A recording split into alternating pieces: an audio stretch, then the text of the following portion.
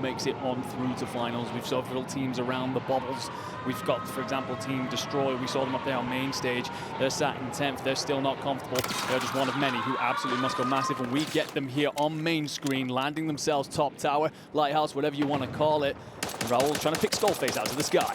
Pistol's going to work. When you got a pistol like this in your back pocket, you are feeling strong. Couple nice little tags on his skull there. He'll be able to survive as he does go ahead and land. And well, we heard their interview here today. The Gaming Gladiator said, hey, we had a plan. We changed it up for some reason. We're going back to it. It looks like that plan is to play here at Prison. Prison looking like a very busy spot, by the way. Rodrigo needs to take his moment to just get his plates in. Matty's in trouble as well, and aydan is out of here. The trio could be well and truly wiped if they're not careful. It's very difficult to get wiped at the start of a game, but we did see it happen yesterday to Al-Ula. So just taking a moment here to reset. You've got yourself surrounded by the Gladiators and also some company from team players, on Guild. Hi, there's just so many people around here. It looks like they've been able to regroup here, but I don't like necessarily how spread they are. We see Rodrigo go down again. Brolic and Jackal looking to make their way through the showers on the bottom, but King AJ laying in wait from Guild. Seeing, does anybody come out from the cell block area? I got this Holger in hand with a nice little long-range scope on it. Can definitely start frying if need to. So far, doesn't look like anybody comes in, but I believe that was a UAV that does get popped. Should give them the information they need of the players around them. That is how they play it on out from there, and it's just patience from the Guild boys. Something that sometimes they can be egregious of not being, and well, plenty going on elsewhere as Jackal and Brolic find kills, but then are traded on out. Wars is going to push up, try and third party. This finds Matty. Got to be careful though, because he's likely going to have aydan. Absolutely stabs. The UK man picks up a big two-piece here to get things going, and that, ladies and gentlemen, is patience rewarded, and that is kills deserved, and put themselves back on the board here. We said yesterday they got off to a really slow start. Yep. Picked things up towards the end. Honestly, probably saved themselves a little bit. How would you start today? And it looks a lot better. Guild continuing the momentum from that last game that we saw yesterday. It was really beautiful, but back on the other side, look who's about to square off. It's AG Global and Team Falcons. I know the arena is hyped right now. We got Biffle laying in wait, waiting to see, will Castillo decide to go ahead and push, or will they back up? Looks like for now, maybe just trying to create a little bit of this kill box that we are used to. A little bit of a standoff there. But on the other side of the map, bioweapons, Al-Ula, we were looking for them to get a little aggro here. We saw them lose this contest off of the drop last game set, and here they are, doing a great job. Absolutely. This is one of the things that we spoke to them about afterwards as well. You know, we saw them at the end of the day and talked about how things were going. They said they needed to lock down Bio more consistently, especially against that Vitality lineup. Doing a better job. Will be contested elsewhere, but looks like King AJ here wants every bit of action that's going on around Prison. Pushes himself and the rest of his guild boys up onto the rooftop. There are going to be a couple players inside Prison, but we've spoken about this landmark in particular. No surprise to anyone. Very important. Sits smack bang in the middle of the map. Biggest building there. But also, it's seeing so many teams use this as a transitional point for those smaller circles later on. Yeah, I think if you can manage to hold this, you can just look at so much of the map from that top Prison area, right? But look at this, Tommy. He's about to push on in. You're starting to see some shots come flying on out. A player just kind of laying in wait, trying to set the trap, but Tommy does not commit. He's too smart for you and these plays. But look who it is. It's Drake. Some good shots coming out from Tommy. He gets in a couple bit of tags and doesn't want to commit to this fight. I love what he's doing here. Consistently just moving around, maybe trying to get some of the teammates to come on in. Drake's still sitting here. Juki tries to throw the shoulder, flying on out. Look at us! Is able to bring them on down. Holding this in is Team Icons, but it's not going to be for free. Tommy tries to fly on in, but the trades are there. Yeah, it's rough if you are Juki's and Tommy there. You just get split in a maze of corridors and doorways. Lennon's floating above, just trying to give out any information that he can, but it does not happen. And that lovely bit of information there we get to show the loadouts are coming in, ladies and gentlemen, as we move here through Circle 2. On board with one of the teams that we talked about a little bit at the top of the show, Twisted Minds. They've looked really good throughout this. However, one of the things I will say, they actually didn't finish as highly as I thought they would. Yeah. Only 11th through day one. They had that kind of banger sort of first map set. They were feeling great. We started watching them go a little bit crazy, but it seems like as the day went on, maybe lost a little bit of steam. But knowing them, we saw how energetic aydan was with the camera on him, giving out some screens, hyping themselves up. You know that Smith and Knight are feeling that by his side as they look to move on in. Getting a little bit to the end of Circle Zone 2, we've already lost two different teams, being Team Izund and the Icons. So they are both been eliminated. You hate to see that. Where can we go else on the map? Well, Liam here, looking to just provide some coverage. And, well, we spoke a lot about how they impressed yesterday, but they did slow up afterwards. They ended up being put into 16th. A kill coming up in the feed there, by the way. Duzamir finding himself a pick onto Skullface. That's a definite turning of the tide from yesterday, because it was awful for AG Globals and brilliant for Fnatic. But dongy here has a lot of players in front of him. This is Alula trying to recover, but dongy finds himself his 9th kill. Absolutely cooking. Get off to the same start he did yesterday. Thermite goes on out. It's just a range of kills, but dongy wants all the smoke, and dongy's considering pushing Vitality next. I love this. dongy looking to get aggressive, pushes up here into this regain building, and knows that there's a team on the other side. Does not feel the need to get super aggro, but provides enough damage onto Enxian that they can kind of take this space. But a little bit of a 2v1 happening here, but Penzuka will get taken out. Enxian jumped off the back, left his teammate in the 2v1. Now they could just swing out and get this. Enxian now on the back foot, trying to be able to hit that crate, maybe get a revive from your team on in quickly, and it's not going to be enough. Enxian take it down. Stuo, the last one left alive for Team Vitality. Summed up one of the gaps that sometimes appears in Vitality's play there. Yep. There is a communication barrier between the three, with different nationalities, different languages coming in through, and sometimes they just mistime things. You can see that happen there, although I'm not sure if Enxian actually just makes a mistake by accidentally jumping off there and leaving Patsuka out to dry. But I tell you what, Singapore Syndicate will not care. They clean that on up. And we go on over to our Falcons, and there's a lot of conversations throughout yesterday about how they weren't really making the noise we expected, and then dropped that absolute banger in the second half of the day, put themselves in top spot. What I will say, their landing position, yesterday they were leaving Soka over in Stronghold by himself, the other two going roaming around. This time, a bit more passive. They all went to Stronghold, assessed the situation, and have slowly moved on forward. That's actually really a lot of the game plan of this team. Whether it's a big map, whether it's this map, they'll usually take a map or two to kind of assess the situation. How does the map go ahead and play? They're not this team that comes out and just fries immediately from the start. It's going to be one or two huge banger games that gets them into the conversation. And when you drop 25 eliminations and take the dub to drop 50 points, you're feeling pretty good. They could literally basically drop zeros all day today and probably still qualify to Saturday. That's the ridiculous part of it. So well, hopefully they can kind of maybe come online a little bit earlier, because whether it's even just for the points, you want to do it for the fans. Oh, absolutely. Falcons fans are here in plenty in the STC arena.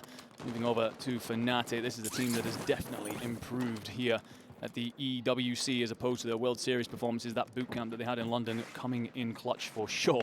We move on over to Shifty, just teasing Zephyr a little bit. And he's eyeing the skies as well as Levi looks to come on in. Won't be given much opportunity because those are multiple bullet trails chasing after him. I mean, that Holger 26 just hits like a truck, and well, you even see Shifty doesn't need a rocket optic on it, just full iron sights, still cross-mapping kids like it's another day in the office. But SGP Syndicate on the other side, still here, still fighting. They find Lennon in the water, brings on down. Jukis is able to kind of find an elimination on Stuo though, with the pistol in hand. Believe kind of trying to play with the team. You can see Intex on the other side, all the way over at Chemical right now, I believe, a little bit far away from the team. Hopefully they can meet back on up and continue playing through the map. I mean, what I will say from all of this, by the way, dongy is absolutely frying. But Believe here just has Biffle over the other side and actually considers the bunker buster, but Biffle springs up to say hello. Believe trying to play whack-a-mole with a bunker buster and actually catches a mortar a little bit here. Trying to get nice and aggressive, and we're going to get ourselves a replay of this ridiculous raid of terror from dongy. Yeah, I love that. Look at just this, an elimination on the Jukis, and it's just the aggression for him to kind of fly forward, and a little bit of a patience here, kind of stopping this third party from coming on in. That is why you pick up this young man, right? I mean, everybody knows dongy's the Slayer. Colm called him Dong Wick. I'm not really attached to that name yet or not, but he's obviously making it happen here. 13 eliminations for his team. A great way to start the second day of groups. Absolutely. The only thing I will say, the only caveat, while this is brilliant, we saw him get off to that really hot start yesterday, and then he slowed down through the afternoon. So we'll be keeping an eye on that, but right now, that is definitely a positive. 13 kills in the bank at this point, and his team leading the way in the entire lobby when it comes to kills, slightly ahead of Falcons, who are on 14. Destroy in a spot there. Nate Dogg trying to provide a little bit of overwatch, but it might be a smarter move to back on off here because it looks like Destroy has fallen. So Nate Dogg and Raul to try and set up some sort of crossfire between them on this prison roof. They will indeed have company coming in from Na'Vi and potentially players arriving as well from Guild. We know that Destroy loves to play this. We saw kind of yesterday, Nate Dogg was taking that tower, and then you had Destroy and Raul playing the small side, as I like to call it, of prison, kind of locking down both sides of the map. Anybody pushes up through those stairs, you got Nate Dogg able at least even just to make the comms to the teammates. teammates. You got someone making their way through the small side of stairs or up that scaffolding on the side. They are ready to sit there and hold. Nate Dogg had the sniper in hand and can hold it on down. It looks like that strategy, though, is kind of struggling to come online here just because of some of the other teams we've seen that are trying to vie for Prison, Fnatic being the main culprit. They are indeed. I'll tell you what, the performance that they have put on yesterday really raised a lot of questions about how they are currently in LCQs for World Series. Definitely looking like every bit the side we thought they would be when they came together. It feels like for a rare moment here, we get a moment to breathe. Levi, though, will have a lot of company as we see the Singapore Syndicate fly around the corner, clean up Zephyr. Levi surely next, and Limax's only option is to try and escape here. Does catch a thermite, got to slip these plates in, and you got to time this correctly or else you're not getting your boys back in. I mean, Limax was the last one alive. SGP, they could easily fly forward and try and bring down Limax. And you can see here, thankfully to our amazing CODcaster, looks like Limax was able to somehow make this wrap out through the tunnel and keep his life here. So a little bit of a moment of respite if you are Na'Vi. You're not taken out just yet. Now, as a reminder, folks, Resurgence is closed. So anybody that is getting eliminated from here on out, sorry, you're not coming back on in. There is no timer. Unless you have a teammate that can magically hit a buy station, buy you back. Yeah, by the way, zone pull is going to be absolutely massive here. It's dragging everyone off between Factory and Harbor.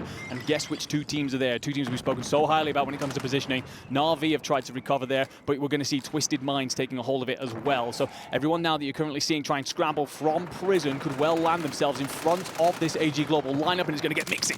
Ooh, all right, AG Global. Dark is the last one alive, trying to make it happen. Finds one, finds two, but look who's still alive. Almond, he's around here somewhere. Top prison, it looks like, actually, trying to take a fight. So at least Dark, you're able to find the eliminations. This was the question mark for this team. Dark has to be the Slayer and really go huge. So the fact that he's able to find eliminations while also trying to crawl up the placements is really, really solid. Now, Enigma, here's the thing about this zone. I'm getting a little bit of deja vu. We saw this exact zone yesterday, right? Twisted Minds, they're sticking to their game plan. They have grabbed not one, but two of the only buildings in zone. They have indeed, and they're on 11 kills already, so every bit of kill that they pick up from this point is going to be massive. Just trying to keep an eye on what Almond's trying to play here. Skullface just sitting and watching, and you could see from the face cam there, just trying to guide Almond as to where he goes, using the gondola to get himself across. He's going to land onto BSL, who have tucked themselves away in a corner. Bagel, Liam having to back on off. They don't know that it's just Almond, so Almond will actually get the kill and potentially the loot, but then he is found and wiped from the board by Twisted Minds. Twisted Minds, the positioning paying on off.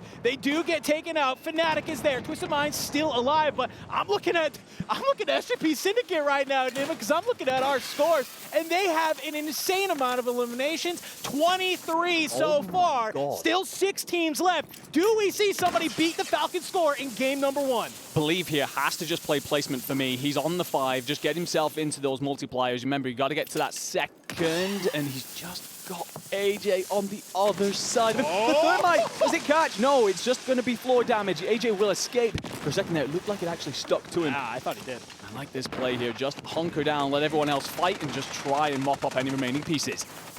On the outside, though, Twisted Minds. You got BSL kind of coming in, being a little bit annoying. BSL, a squad known for just being annoying to some of our top teams. Aydan gets a little bit stuck on the stairs there, flies on forward. Knight, though, will be able to secure it, and that is a squad wipe on BSL. They are taken out, but Twisted Minds in return get deleted. Believe goes down. I believe in third. I think they did it. Falcons here trying to be able to push Guild. Soka going to be able to do it. Team Falcons take game number 1. Of course, who else but the undeniable, indomitable Team Falcons to take our map 1 here on group stages day 2. Continuing with what was an impressive run throughout the back half of yesterday. All the questions are being answered. As usual here, we are so used to talking about this side. There's a reason why we're floating the Dynasty tag around. It doesn't happen often here in Warzone, but these 3 could well and truly seal their destiny after this Esports World Cup. Brother, I mean, I want to give Falcons all the credit for being able to close that one on out, but brother, we got to talk about